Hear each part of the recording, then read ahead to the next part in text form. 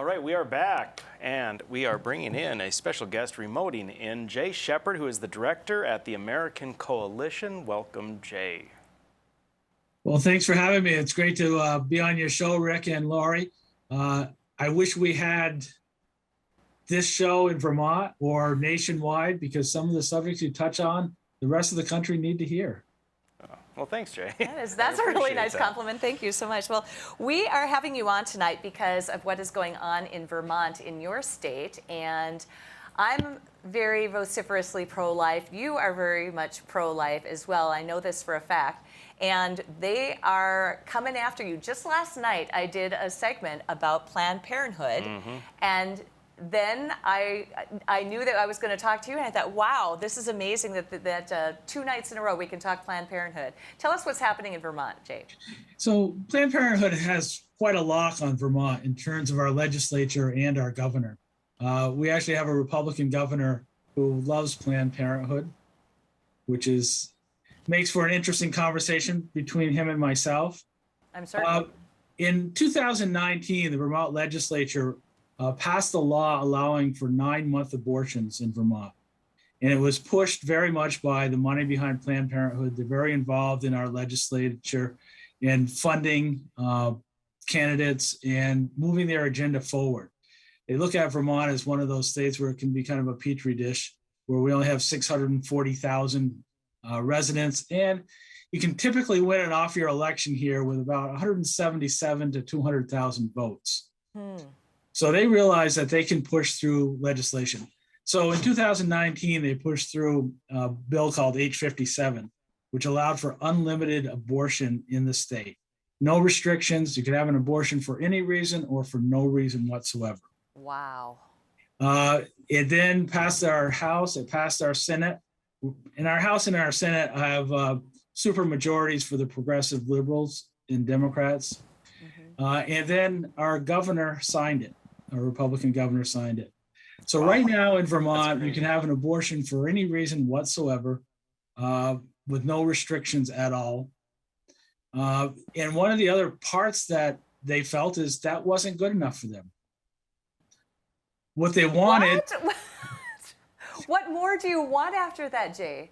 Well, if it's legislation and it's law, you can change it with the next legislature that comes through. Right. So they decided that since they have the momentum, they are going to put it into our Constitution. Oh, no. They are going to change the state constitution, which has been in place since 1784. And it has been changed only once. I mean, there's some language that was changed and all of that, but this will be the first major article change. And not only are they pushing through this legislation, they're calling it something entirely different than 9-month abortions. So if you wouldn't mind, could I read the article that's going to be absolutely. Sure. It's called Personal Reproductive Liberty. And it provides that an individual's right to personal reproductive autonomy is central to the liberty and dignity to determine one's own life course and shall not be denied or infringed unless justified by a compelling state interest achieved by the least restrictive means. Basically, what they're saying is you can do anything you want, and we're guaranteeing this as a right in the Constitution. And I think we all know that whenever government calls something a right, not only can people do it, but the rest of us have to pay for it and support it with government money. Right. So they have gone so far that this bill will actually allow for organ harvesting. It'll allow for unlimited age restrictions on abortions.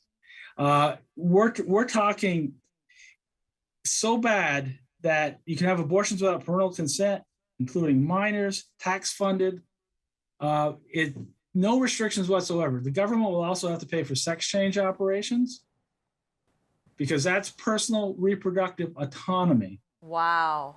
In the legislation. That doesn't make sense. This is so not good. Wow. It is a horror story. It's worse than, Frankenstein's monster cut loose. They are just shooting for the moon on this one, in other words. And the interesting thing is that our state Senate, which has 30 members, 7 of which are Republican, voted 26-2 to put this on the ballot. Wow. So in November of 22, we will be voting on this by referendum. And I've As lived a statewide. statewide. Okay. There's never been a statewide referendum in Vermont since the ERA amendment back in the 70s. Wow. And It's interesting. There is hope for us because the Senate back then voted 24-6 to support the ERA amendment, and the people of Vermont voted it down. So we feel confident we're going to be able to beat this, but it is going to be a battle that is worth fighting. Do you need 50% plus one for a constitutional amendment, or is it a greater threshold? Well, the first time they voted through the House and the Senate, it had to be a 75%. They had to then vote again in the second session for it to be 50%. And the statewide referendum is 50 plus one. Okay. Wow, that's a low threshold then for the state. Wow, that is dangerous and scary. My goodness. What a horrendous thing to have to go up against. And now you've got a little bit of time before you get there. We do, but we are battling, if you take a look at Planned Parenthood, and I had trouble looking at their numbers because the numbers were so big, not compared to what Bernie Sanders is trying to do with the federal spending of $3.5 trillion. But Planned Parenthood has assets of over $2 billion. And the word is that they're going to spend between $10 and $20 million to pass this legislation. And in North Dakota, how much it costs to run a Senate campaign. In Vermont, you can win a U.S. Senate seat for $1.5 million, and they're planning on spending $10 to $20 million. Wow. Oh, well, so it's really just daunting. going to be up to the voters on, we're really going to get a sense of where the people of Vermont stand. Because I don't see, how can you, if you spend the $10 million and you have just endless commercials and mailers, it's still a matter of, are you in favor of abortion or are you opposed to abortion? I don't see how that changes people's mind unless they can obfuscate what it's really about and just keep calling it the reproductive liberty autonomy or whatever, blah, blah, blah. And that's what their plan is. So they want to muddy it up as much as you can. And our group has done polling on this, and Vermont is about a 70% pro-choice state. But when you ask them about third trimester abortions, it completely flips. Really? So only about 32% of the people think third trimester abortion is okay. And those are the hardcore, we know it's a baby, but we don't care. We'll kill it anyways. So it is going to be key, as you referenced, it's got to be pounded in that this is the 9-month abortion bill over and over and over. That's all you got to get across, and then you win. Yes. But again, fighting their dollars of misinformation that they're going to put out. And I heard you talk about the Department of Health Ministry of Propaganda. Not only do they have Planned Parenthood, but they have all the state-funded groups, all the nonprofits that our legislature funds going at it as well. So we're going to need somewhere in the area of about $4 million to fight back. Jay, this is just kind of a crazy story. We're a little mind blown here at all of the possibilities that Planned Parenthood is pushing there. That's just shocking. It really is shocking. And it's part of their nationwide plan going forward. And they look at Vermont as a type of petri dish where they can get things passed with their progressive legislation. But one of the things is that the bad thing is that they can pass this kind of legislation statewide with between 175,000 and 200,000 votes. The good thing for our side is that we only need 175,000 to 200,000 votes in order to kill this. Right. And it's their plan to say, look, we've done it in Vermont. It's working great. We're going to move on to the next state. And that state could be North Dakota. That state could be Hawaii. They have a plan. Right.